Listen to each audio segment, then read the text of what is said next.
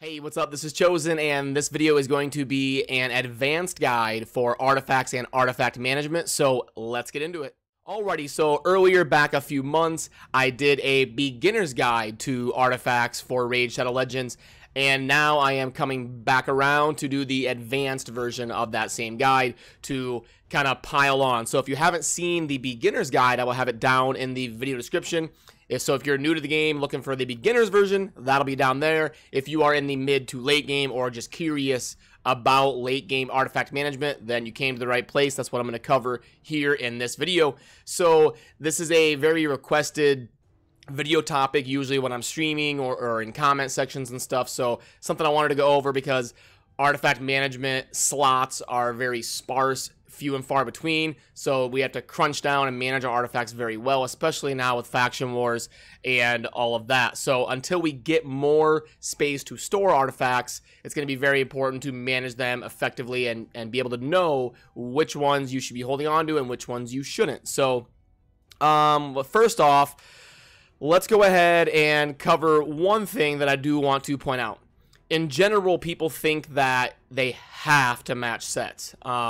This is true a lot of the time, but not always. You don't have to always match a set. It is okay to use broken sets if the pieces are good enough to make up for it. So, for example, my Royal Guard, one of my strongest hero power champions, 46,000 hero power. We've got a random shield piece, a random counterattack, a random divine offense, a random reflex, and then a couple pieces of attack just because, you know, I use him kind of as a glass cannon for my spider strat. Same thing we go to my Cold Heart, random lifesteal gear, random div crit, random stun, random resistance, no set bonuses on any of that. My other Cold Heart for my spider strat, yes, does have a couple sets, but a random offense piece and then a random boot here. So we can see here that there are endgame viability for champions that they don't have to perfectly match their sets to be all 2-piece and all 4-piece and perfectly line up. I will show you this in action.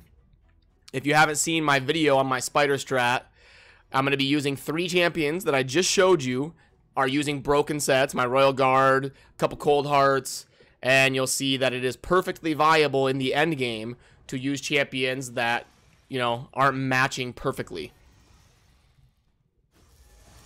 So there we go. And then with our broken sets, we're able to just get the best possible stats.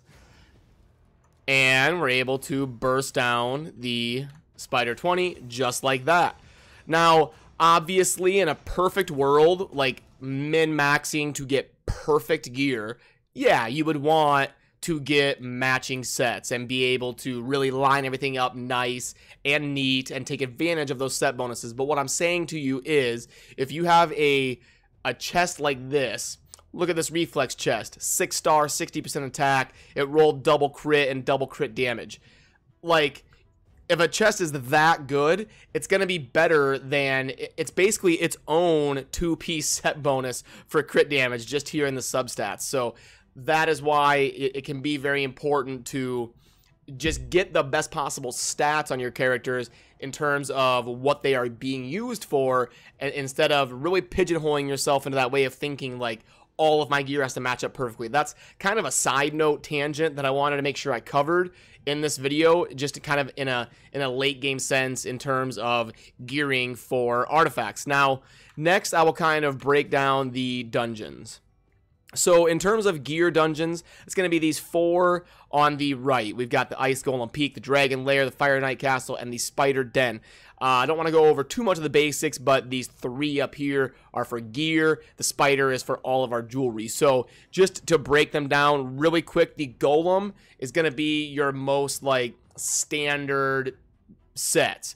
We've got a lot of just general utility here with life, offense, defense, and crit rate. That's 4 sets that can be pretty commonly and widely used in a variety of ways throughout the game.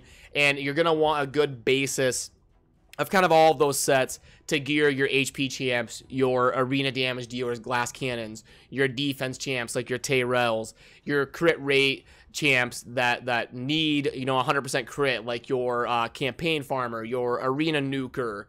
You know, there's even healers that scale off of crit rate, like apothecary and stuff. So those 4 sets can be very crucial to have a good baseline in your artifact arsenal. Resistance is pretty good for faction wars, especially against the boss. Reflex can be good on a multitude of different heroes. Cursed and Taunting, not so much. Taunting can be useful in like waves of dungeons, but Cursed, not super useful. So yeah, but the Golem is going to have lots of general utility. It's probably the most like, it probably has the most like usable sets, I would say the Golem does. And then the Dragon is probably the most important one to farm for the end game, because it's going to have a lot of sets that are good against the clan boss. Speed is one of the best sets in the game. It is the backbone of gear for basically every champion roster. And when you get up to Nightmare and Ultra Nightmare, you're going to need so much speed in your champions that you almost always need speed, you know, main stat in your boots, and also like at least 2 pieces of speed, because you need like 191 speed. So it can be very tough to get to that point without any pieces of speed. Accuracy, lifesteal are both good against the clan boss as well in the right situation. Now, the other sets, Destroy, Toxic, Frost can be good, Daze can be useful, Stalwart can actually surprisingly be useful.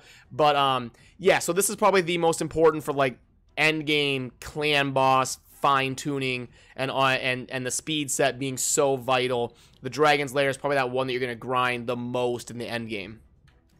The Fire Knight has a lot of interesting sets. So the shield set can be very good for like the arena and dungeon waves. It's not very good against the clan boss or you know, anywhere else. The crit damage set is a very good set. It's great for arena nukers, great for campaign farmers and all of that. And then after that, the savage set is amazing in the late game, because when you go against champions that have a very high defense, like the last level of the Force Keep, the level 15 Force Dungeon, he has very high defense and low HP, so Savage set can be amazing there. Savage set is great in, you know, once you get to like the level 18, 19, 20 of dungeons, it's great. It can also be very good in the arena. Then, you know, some of these kind of drop off in utility. Fury, Curing, Immunity is interesting, has some utility in the arena and dungeons as well. So the Fire Knight is kind of the weirdest one to grasp in terms of kind of exactly what's going on and where you're going to use stuff. But it definitely has some powerful utility in the gearing. Obviously, the Spider is going to be where you just get your rings, amulets, and banners. So I don't really need to go over that a whole lot. It's not nearly as complicated as like specific sets of other, you know, dungeons. All right, so next, also in terms of like your divine, your cruel, and your immortal gear, the divine gear is usually going to come from your arena bonuses. So make sure when you get to like Saturday and Sunday, you've got your arena defense set, you're getting your rank up as high as possible so you can get that maxed out chest. To, you know, the higher your rank, the better chest you're going to get at, you know, every Sunday, Monday, depends on where you live in the world. At the end of each week, you're going to get an arena chest, and that's where you get that divine gear, like the divine speed and stuff. So very good gear just in general. So make sure, you know, during the weekend and stuff, you're getting that arena rank up to get a better chest. And cruel and immortal come from clan boss chests. So going to be important to get that clan boss damage up, coordinate with your clan, kill the right boss so that you can, you know, cruel is great for damage dealers and immortal is great for sustain type champions. So cruel and immortal, kind of similar to speed, make up a very good backbone of gear. So you're going to want to be taking advantage of that in your daily clan boss routine. So now, arguably the most important part of this video, I'm going to show kind of live me going through a bunch of new gear. I grinded the dragon a lot today, so I can kind of go over a bunch of new pieces and show you kind of how my decision making works when I'm deciding whether I should keep something kind of in the end game or not. So let's go through here, claim all this gear. Sorry, I didn't know this was gonna be this much, but it'll be good. I'll have a lot of pieces to go through for the video. All right, there we go. We're almost done. That wasn't too bad. Oh, no, there's more. Okay. All right. Not too bad. Hopefully that wasn't too painful for you to watch. Okay, so now this is, so let's say we just grinded a dungeon for a few hours or something, or, you know, a few hundred energy, and now we want to go through all of this gear and kind of sift through what's useful and what we should keep. So the way I like to do it, some people like to click here and go to new and go through it that way. I don't like to do that. What I like to do is have all the sets open and then go through and look at the red dots. That way I can see the red dots here. That is showing me that it's new, that it was just acquired. So instead of clicking on the new tab, I can't see what other pieces I have of that set. But if I'm here going by the red dots, I can kind of see the lay of the land. I can tell, you know, okay, so I got 2 accuracy weapons and I had, you know, 3 or 4 or 5 before that. So, okay, it's going to have to be pretty good to keep. But if I see a red dot on this legendary accuracy weapon and I have none, well, then I'm probably going to keep it no matter what. Because it's like, okay, well, there might be a time where I need an accuracy weapon and I need at least one sitting on the back burner. So being able to see kind of how everything lays out and go by these red dots is going to help you in terms of deciding if this is something that you should keep or not. So let's go ahead and just start going through these. All right, so this is going to be something that I would insta-sell. As we can tell, I've got a lot of, excuse me, I've got a lot of accuracy weapons here. And, you know, yes, speed and accuracy are good, but the flat HP and resistance, we're looking for, like, speed, crit chance, and crit damage, and percent stats. Like, we want attack percent, HP percent, defense percent. I guess first I should go through each item, and what we're looking for would be a kind of a good place to start. So, for weapons, we want... It depends on, it gets very hard to explain in a general sense because it really depends on the set and which champion it's going to go on. But usually you're going to want a speed substat. You can never go wrong having a speed substat. So immediately the value of an item goes up if it has speed as a substat. So at least it passes that first test. It's jumped the first hurdle of being good. It's got a speed substat. Then normally you want crit chance because that's very important to get on a multitude of different characters. If it's a tank, you want things like, you know, accuracy, HP percent, defense percent. So you want a bunch of substats that synergize. Like you don't want like HP percent, resistance, and attack percent. Or a better example would be you don't want defense percent and attack percent, because then it's like if it's going on an attack character, they don't really use the defense. If it's going on a defense character, they literally get nothing out of the attack. So you want things that synergize. The helm is going to be all 3 of these on the top are going to be kind of the same. The weapon, the helm, and the shield, because they all have no variety in their main stat. Weapon is always attack, helm is always HP, shield is always defense. So in general, you want speed, and then you want stats that kind of synergize. The bottom, okay, gloves are a very interesting one. The super perfect endgame, damage dealing wise, is to get crit damage.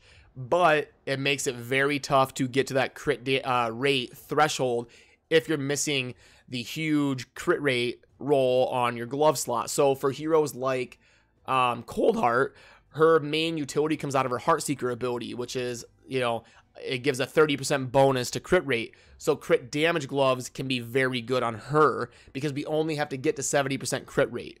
So the perfect min-maxing end game for damage dealers is probably crit damage gloves, but then you have to realize you're going to need to get that crit rate somewhere. You're going to need to get crit rate on, you know, damn near every piece to get yourself to that threshold to have consistent, reliable damage.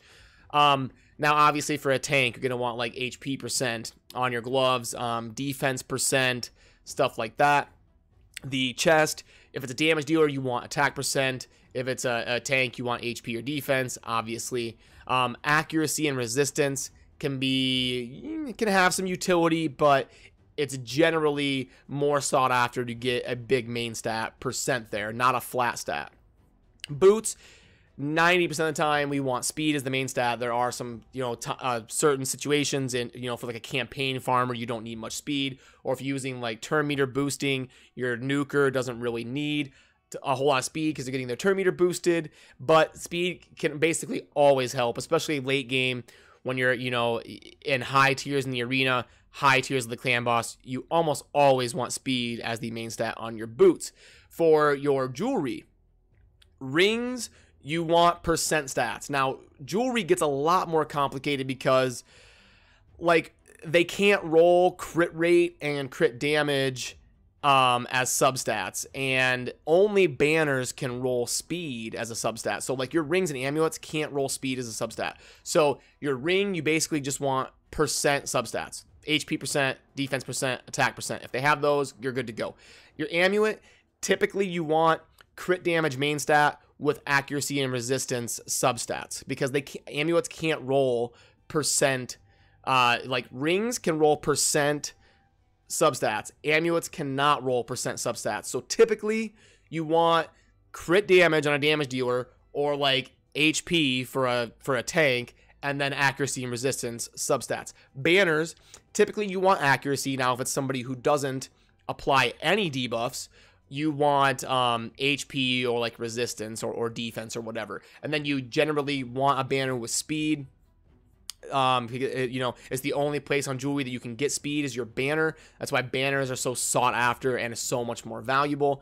And they also can roll the accuracy main stat. It's very imperative to get accuracy banners, a good stock of them, because late game you're gonna need them. Okay, so now that I've kind of given the kind of way of thinking, hopefully, I'll go through. So yeah, this one, I'm kind of in the end game where I'm only going to be keeping pieces if they are pretty damn good. So this one, we go into sell, and then I'm going to sell that. Now this one, that's pretty good. That's pretty good because, okay, these stats synergize. Speed, accuracy, and HP. This would be really good for like a Juliana or somebody whose damage is based off of applying debuffs and surviving. That's a very good accuracy weapon. It's got speed, so it passes the first test, and then HP percent and accuracy synergize. There's many champions that could perform well on, so we're going to keep that one. And we just kind of go through the red dots here. This is another really good one.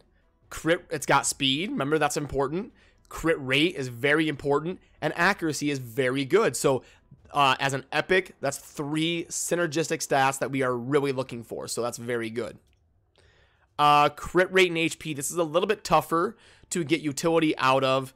It'd be good for like an apothecary or like a Sir Nicholas or you know, something like that, or a VRASK. You know, the Orc healer that's based off crit chance and HP. So I will hold on to it, but that's one that I was close to selling. Speed and HP percent, that can be a sell.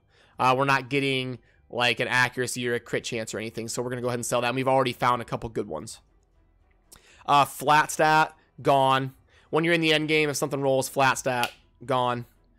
Flat stat, gone. Now, typically, this would be pretty good. We got synergistic stuff here. Speed, accuracy, and defense percent. If this were HP percent, I would keep it, but it's a flat stat, so gone. Now, for like a early to mid-game player, that would still be probably usable. These are attack percent with a flat defense, so that's a sell. Speed, HP, and crit rate, it's speed set, so we're going to be a little bit less picky because we need a lot more speed pieces than probably every other set in the game. So I am going to hold on to that one for now. This one can probably go. It has no speed, no crit rate or anything, so that one can go. Crit damage. If it's going to roll crit damage, I need it to have crit chance because it's going to be really tough for me to get to my crit rate threshold. And it's got 2 flat stats, so that's gone. Flat stat, gone. Flat stat, gone. Defense percent. We're going to need a speed substat if we use boots that don't have a speed main stat. So that one is gone as well. Nope, that's a speed flat stat attack, gone. Legendary 6-star, that's handy. We got accuracy, and that's gone. Speed and crit damage 6-star, that's interesting. I will hold on to it for now. Nope, that's gone. It's crit rate, flat stat. That's gone. Flat stat, accuracy, res. I'm not getting enough utility out of that slot. HP percent and attack percent don't really synergize super well. Now, if this were HP percent, crit rate, and speed, perfect for somebody like an Apothecary or a VRASK or something, but nope, gone. Crit damage doesn't synergize. It's a DPS stat with a bunch of tanking stats, no crit or speed, so gone. Flat stat gone, flat stat gone. Now, crit rate and speed, that would be wonderful. If this were attack percent, that would be a Deus Meos chest. That would be what you're looking for. Speed, crit rate, if that had accuracy percent, we'd be off the races, but it's a sell. All right, what else do we got here? Toxic. Speed and resistance, no. Attack percent, no. Doesn't synergize. Flat stat, gone. Resist, no. Speed, ooh, good one. Those are good boots. They are 6-star speed, which is great. And then they have percent stats, crit rate, HP, and defense. Those are going to be really good, even for like a broken set. Someone like, again, a VRASK or an Apothecary or even a Tyrell or something. It's got speed, crit rate, sustain. Those are worth holding on to. And a lot of times people will make the mistake of, because you have to check it to see the stats, and then people will just move on. And you'll end up selling really good artifacts. So you always want to make sure and unclick it if you're doing this method. Flat stat. Now, those would have been really good. Crit rate and speed, but nope. Nope. Speed and accuracy, that's interesting. 6-star speed and accuracy. But I've already got a bunch of weapons on the back burner. It would need to be epic for me to hold on to it. But we can see what we have on the back burner. What are these ones? Crit rate and accuracy. These are going to be a tough call. This one we can sell for sure. I'm going to hold on to those two. The days set isn't too bad for like dungeons and stuff. And it can't hurt to have speed and accuracy 6-star pieces laying around. So I'll hold on to it for now.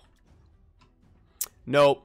Those don't really synergize. We need like a crit rate or a speed or something. Nope. Close. If this HP were speed, I'd keep them. Attack percent. See, now this is what I was talking about earlier. It's attack percent, but defense. So it doesn't really synergize. So nope. Flat stat, nope. Defense percent, but no speed, crit chance, or anything. Close, but no. Attack percent with HP and act, no. Okay, now this one would have been very good again. If this were attack percent, that would have been an incredible chest, but nope. Close for like, that would be good for like a campaign farmer, but no, I already have a good campaign farmer. And flat stat, those are terrible. Boots, so no. If this HP were speed, that would be a really good shield. I'm gonna keep it pending the rolls because it could go like triple crit rate or something. Legendaries are always good to hold on to for a couple rolls. Remember to uncheck it. No. Ooh, that's pretty good. For like a Tyrell or something, that could be really good. Because remember, broken sets can be viable. So even though the Avenging set isn't thought of as like a GG set, it can be. So this is crit rate and speed. Nah. Close, but no. No. Flat stat, no. No. Crit rate, but no. Nope. Nope. Nope. Is that all of them? That's all the new ones. Okay. So now we went through all of them, and I just want to point out that that's why it's important to take your time, is now the red dots are gone.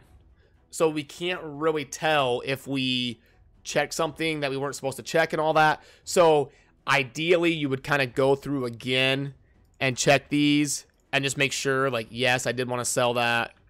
Yes, I did want to sell that.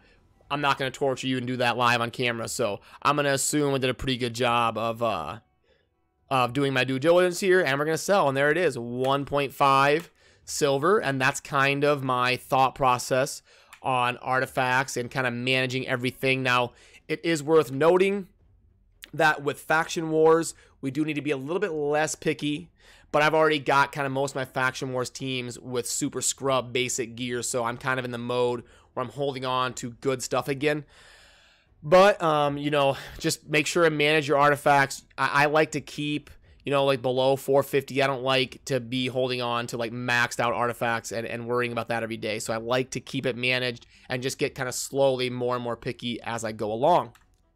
So yeah, this video ended up getting a little bit longer than I kind of intended, but I wanted to be in depth and kind of show you my whole process and, you know, thought process the whole way through from beginning to end in terms of acquiring artifacts and then how I sift through them. So I hope that helped. If you have any questions, drop it down in the comments and I'll do my best to get back to you. So as always, thank you for watching. Have a good rest of your day.